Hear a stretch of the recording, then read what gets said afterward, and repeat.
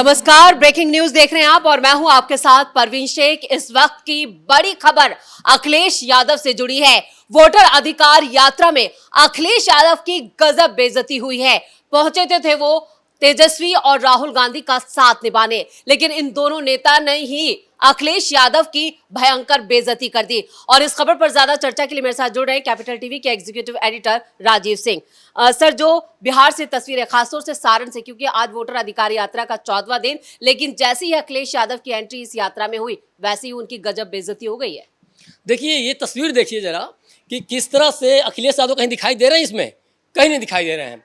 तेजस्वी यादव हैं, राहुल गांधी हैं और अखिलेश यादव को पीछे ठेले, वो कभी कभी बीच बीच में दिख जा रहे हैं लाल टोपी पहने हुए। तो ये बताने के लिए काफ़ी है कि बिहार के जातीय समीकरणों के बीच में अखिलेश यादव का कोई काम नहीं है।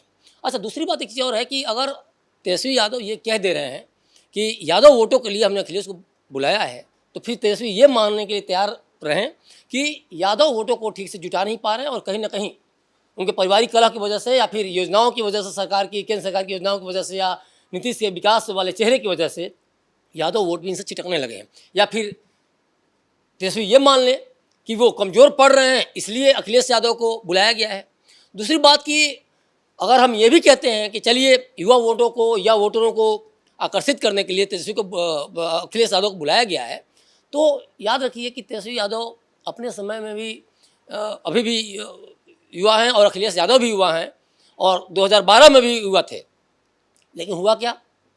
युवा जोश के साथ कि आईटी में बहुत अच्छा काम करेंगे, बड़ी अच्छी पहल करेंगे, अच्छी योजनाएं लाएंगे, डेवलपमेंट पर ध्यान देंगे, उत्तर प्रदेश के युवाओं का ध्यान देंगे।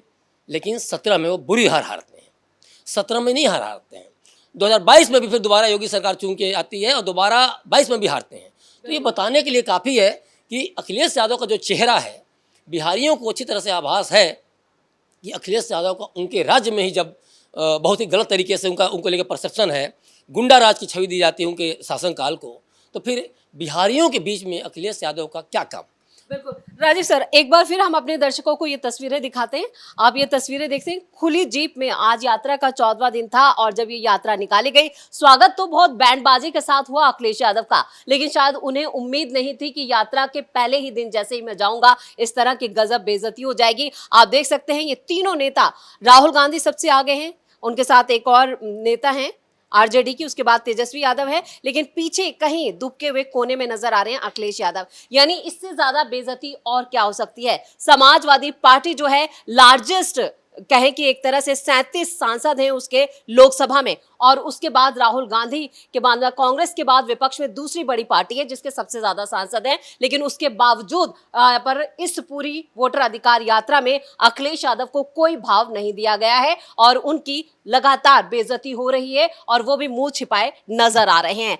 राजीव सर, जिस तरह से आपने कहा कि इस यात्रा में पहले तो उनकी कोई अहमियत थी नहीं, फिर लेकिन यहाँ पर क्या विपक्षी एकजुटता को दिखाने की कोशिश की गई है, इसलिए अखिलेश को बुलाया गया? देखिए, विपक्षी एकजुटता नहीं, ये डर है।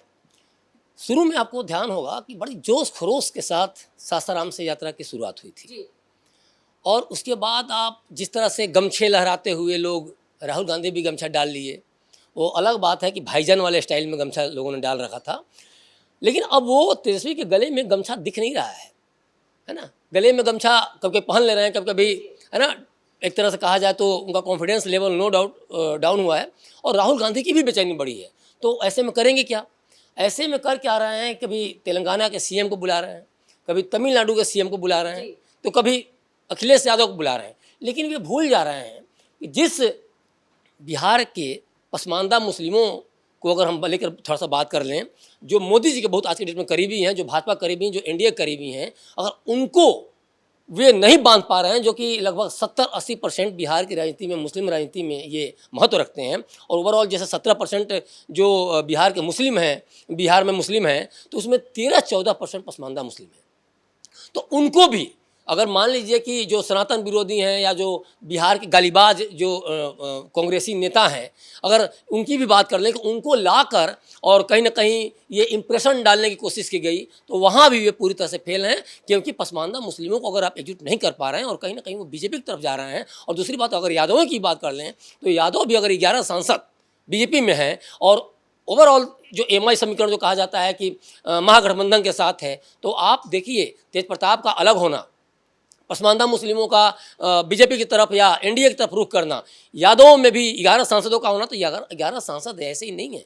कहीं ना कहीं बिहार में यादवों का बहुत बड़ा जनाधार एनडीए के साथ है। और ये बताने के लिए काफ़ी है कि ये डर जो है वो किसी तरह से बहुत अच्छी तरह से दिख रही है, और किसी तरह से ये चाह रहे हैं कि इन नेताओं को लाकर शायद हम कुछ अच्छा कर सकें, कुछ बेहतर वोट अपना जुगाड़ कर सकें। लेकिन आप ये बताएं कि साउथ इंडिया में बिहारियों को गाली दिलवाना और यहाँ आकर उन्हीं नेताओं से बिहारियों से वोट मंगवाना या वोट मांगना, मुझे वोट दो, कांग्रेस को वोट दो, महागठबंधन को वोट दो, ये क्या चल पाएगा?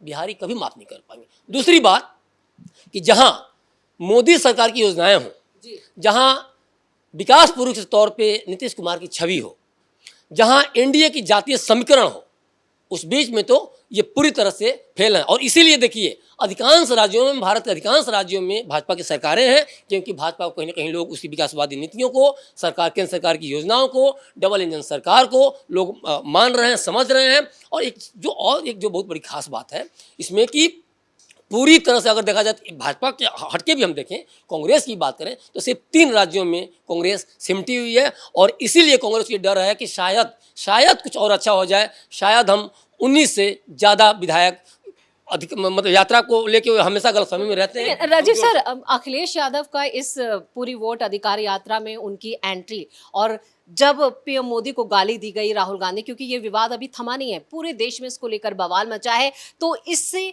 इस पर यात्रा में, क्योंकि हम देख रहे हैं उस तरह की भीड़ भी नहीं जुट रही है, और जो इम्पैक्ट, जो असर गाली कांड के बाद हुआ है, तो इस यात्रा की कितनी अहमियत रह जाती है? देखिए, कोई भी वोटर हमेशा अपने मुद्दों की बात करना चाहेगा। वो विकास की बात करेगा, वो रोजगार की बात करेगा, वो अपने महिलाओं की अगर बात करें तो अपने अधिकार की बात करेंगी, अपनी सुरक्षा की बात करेंगी, अपनी रसोई की बात करेंगी। गाली देना अपने आप में बहुत बड़ा, कहा जाए तो एक तरह से बैकफायर की तरह है। लेकिन प्रधानमंत्री को गाली देना, प्रधानमंत्री मोदी को गाली देना, जो कि आपको पता है कि तीसरी बार चूम कर आए हैं। आप देखिए कांग्रेसियों की या ये राजद के जो तेजस्वी यादव हैं, इन लोगों की एक नीति रही है कि वो गाली दो गोली। कल सदाकत आश्रम का आपने मामला देखा ही कि गालीबाजी के बाद जब विरोध प्रदर्शन होने लगा तो सदाकत आश्रम से, जहाँ कभी डॉक्टर राजेंद्र प्रसाद भारत के प्रथम राष्ट्रपति जहाँ आना जाना था, वहाँ आखिरी दिनों में वहीं रहे। वो गांधी जी का आना जाना था, जेबी कृपलानी का आना जाना था, अनुग्रह नारायण का आना जाना था। इतने बड़े बड़े स्वतंत्रता सेनानी वहाँ आना जाना रहना और रणनीतियों पे चर्चा करना, जो खासतौर पे जो ब्रिटिश एम्पायर्स थे उनको खिलाफ कि कैसे हम रणनीति बनाएं और कैसे देश को आज़ाद करें। वहाँ से आप पत्थर वहाँ स्टोर करके रख रहे हैं, पत्थरबाजी कर रहे हैं, वहाँ से बंदूकें दिख रही हैं, गोलियाँ चलाने की बात, बंदूक किस लिए होता है, गोलियां चलाने की बात कहीं ना कहीं उनके दिमाग में कहीं ना कहीं नहीं होगी। तो इस तरह की चीज़ें, तो कहीं ना कहीं एक बार फिर से जो राजद, जो अपने आप को सबसे बड़ी पार्टी के तौर पे या जो कह रही है कि नहीं मैं ही सत्ता संभालूंगा, और भले ही तेजस्वी यादव का मुख्यमंत्री के नाम लेने से राहुल गांधी इनकार कर दे रहे हों, लेकिन तेजस्वी यादव कहीं ना कहीं आभास तो है कि मैं शायद कुछ बड़ा कर सकता हूँ। लेकिन जैसे ही सदाकत आश्रम से सारी चीज़ें आती हैं, तेजस्वी भी बेनकाब होते हैं, राहुल गांधी भी बेनकाब होते हैं। तेजस्वी का जंगल राज भी याद आता है, राहुल गांधी बेनकाब इसलिए भी होते हैं क्योंकि देखिए गाली, गोली, चोर, वोटर चोर, आप जो ये सारी प्रोपेगेंडा जो कर रहे हैं ना, होता क्या है कि इन लोगों के साथ क्या है कि अगर आप हार गए तो आप अपनी हार माने ना माने, आप ये साबित करें कि सामने वाला बेईमान था इसलिए मैं हार गया। जनता को भी इनडायरेक्टली वो गालियाँ देते हैं। अगर आप ये कह रहे हैं कि मैं वोट चोरी हो रही है, जनता सब समझ रही है, चुनाव आयोग बुला रहा है, सुप्रीम कोर्ट बुला रहा है, लेकिन वहाँ जाना नहीं। बीएलए से लोग अब क्या करवा रहे हैं, आपत्तियां कोई नहीं दर्ज कराई गई है, मामला सुप्रीम कोर्ट तक भी पहुंचा, लेकिन उससे हासिल कुछ नहीं हुआ। विपक्ष जो है एक फेक जो नैरेटिव सेट करने की कोशिश कर रहा था, बिहार इसके लिए चुना गया, लेकिन उसमें भी वो फेल हो गया। लेकिन जो ये गाली कांड हुआ है और अखिलेश यादव की वोटर अधिकार यात्रा में एंट्री, क्या महागठबंधन में जो सीट बंटवारा हो रहा है अब उसमें अखिलेश यादव भी कुछ सीटों की डिमांड कर सकते हैं? अखिलेश यादव आए ही इसीलिए हैं कि शायद कुछ वहाँ अपनी जुगाड़ बना सकें, शायद कुछ वहाँ से अपने विधायक, कुछ जनप्रतिनिधियों को खड़ा कर सकें।